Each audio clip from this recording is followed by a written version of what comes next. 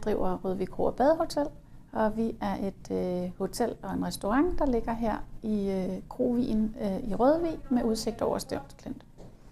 Og vi har arbejdet med bæredygtighed i mange år, men de sidste 2 år har vi arbejdet sådan meget målrettet med det, hvor vi har haft et korps af medarbejdere fra alle afdelinger, som har arbejdet med bæredygtighed.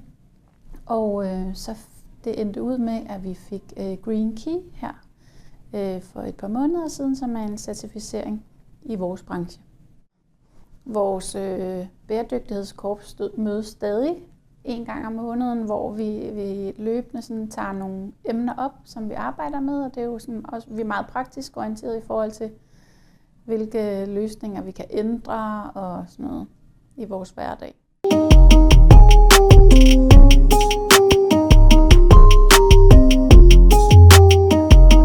Mit navn er Ole Nørby, og jeg ejer Nørbys Grøntsager ved Klippinge. Gården er på 24 hektar, og der cirka 9 hektar drives med op til 50 forskellige slags frugt og grønt. Markerne bearbejdes mest muligt, så orme og andre mikroorganismer trives bedst muligt.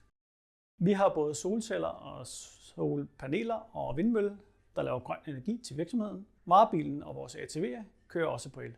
Min bank er Merkur, som også er grøn og bæredygtig. En stor del af salget går gennem vores gårdbutik, og resten går til en lokal restaurant, mindre kunder og lidt abonnenter i København.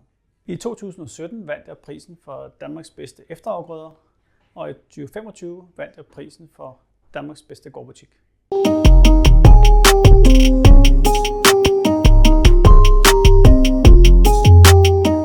Jeg hedder Jørgen Bille Larsen, og jeg er ejerleder på Solvang Maskinfabrik. Og vi er et selskab, der laver international eksport af råvarer, der forarbejdes typisk i rustfrit stål.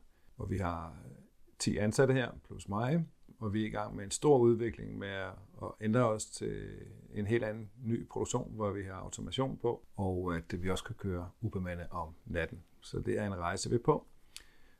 Og vi har som altid været meget grønne og fortsat den rejse, og vi har fået en stor pris af vores største internationale kunde i år på at være deres mest bæredygtige SMV-virksomhed, som er en stor cadeau til den rejse, vi er på.